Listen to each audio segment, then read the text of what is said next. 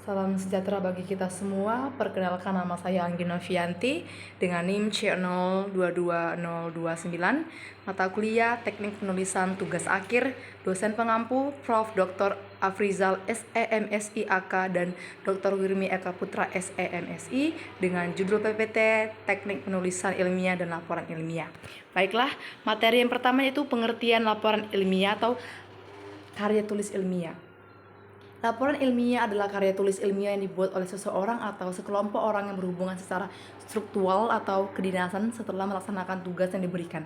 Laporan ilmiah dibuat sebagai bukti pertanggungjawaban bawahan atau petugas atau tim atau panitia kepada atasannya atas pelaksanaan tugas yang diberikan. Laporan ilmiah harus memuat data yang tepat dan benar serta objektif dan sistematis sehingga dapat jadikan ukuran untuk membuat pertimbangan dan keputusan. Berdasarkan sifat penyajiannya, laporan dibedakan menjadi laporan formal dan laporan informal. Baiklah, yang kedua tuh ciri-ciri laporan ilmiah. Yang pertama tuh logis. Suatu karya ilmiah harus bersifat logis dalam arti argumentasi yang diajukan dapat diterima akal sehat. Yang kedua sistematis, yakni disusun berdasarkan urutan dan teratur. Yang ketiga objektif, yang dimaksud objektif di sini yaitu apa adanya tanpa menambah ataupun mengurangi data dari fakta yang ada. Yang keempat tuntas dan menyeluruh, masalah yang dibahas secara lengkap dan menyeluruh sehingga pembaca dapat memahami inti dari tulisan tersebut. Yang kelima saksama, berusaha menghindari diri dari berbagai kesalahan. Maka dari itu penelitian harus dilakukan secara hati-hati, begitupun dalam mengambil hipotesa dan penarikan kesimpulan. Yang keenam, jelas, yakni dari maksud tulisan tersebut harus terungkap atau dapat dimengerti oleh pembaca. Yang ketujuh, kebenaran yang dapat diuji. Masalah yang dibahas beserta pemecahnya harus semata angan-angan penulis, bukan semata angan-angan penulis, akan tetapi masalah tersebut harus melalui serangkaian percobaan sehingga kebenarannya dapat dibuktikan. Yang kedelapan, terbuka, yaitu dapat berubah seandainya muncul pendapat baru yang lebih dapat dibuktikan kebenarannya. Yang kesembilan, berlaku umum. Kesimpulannya yang ditarik tidak hanya berlaku pada satu pop atau populasi, tapi dapat diterima semua populasi atau masyarakat. Yang terakhir tuh penyajiannya memperhatikan santun, bahasa, dan tata tulis yang berlaku. Baiklah, materi berikut itu fungsi karya ilmiah. Yang pertama itu ada menambah pengetahuan. Karya ilmiah berfungsi untuk menambah pengetahuan di bidang tertentu dengan memberikan temuan baru, mengembangkan teori, atau memberikan perspektif baru terhadap masalah yang ada.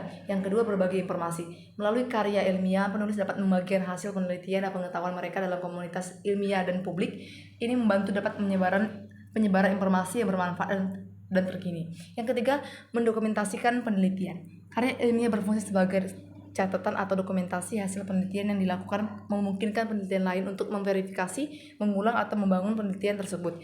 Yang keempat, menyediakan bukti dan argumentasi. Karya ilmiah menyajikan bukti dan argumentasi yang mendukung kesimpulan penelitian. Yang kelima, menilai kualitas penelitian. Melalui review dan publikasi, karya ilmiah membantu dalam menilai kualitas penelitian, memastikan bahwa penelitian tersebut memenuhi standar akademik dan metodologis yang tinggi. Materi berikutnya itu fungsi karya ilmiah.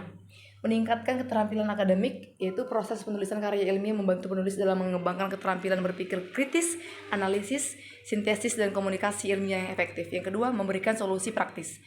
Karya ilmiah seringkali menghasilkan temuan yang dapat diimplementasikan dalam praktik profesional atau kebijakan, memberikan solusi untuk masalah praktis atau tantangan di bidang tertentu. Yang ketiga, menjadi landasan untuk penelitian lanjutan.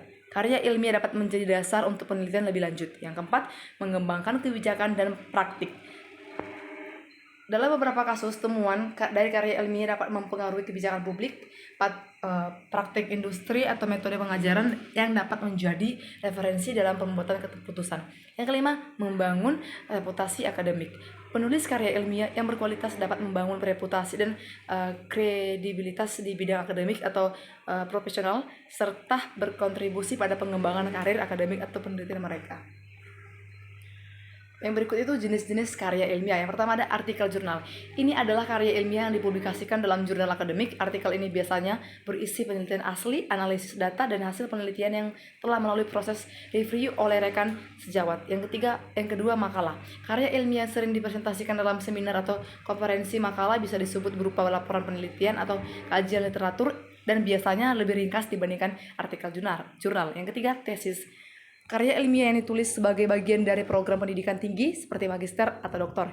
Yang keempat, disertasi. Mirip dengan tesis, namun disertasi biasanya lebih panjang dan kompleks serta merupakan bagian dari persyaratan untuk meraih gelar doktor. Yang kelima, laporan penelitian. Dokumen yang merinci proses, metode, hasil, dan kesimpulan dari suatu penelitian. Yang keenam, laporan praktikum.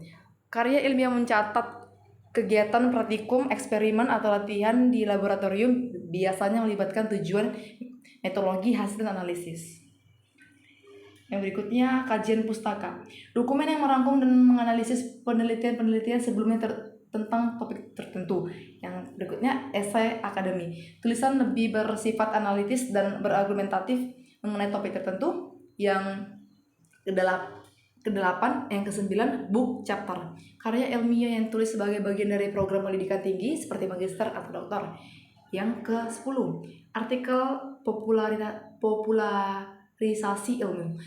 Karya ilmiah ditujukan untuk audiens umum dan menjelaskan konsep ilmiah dengan bahasa yang lebih mudah dipahami.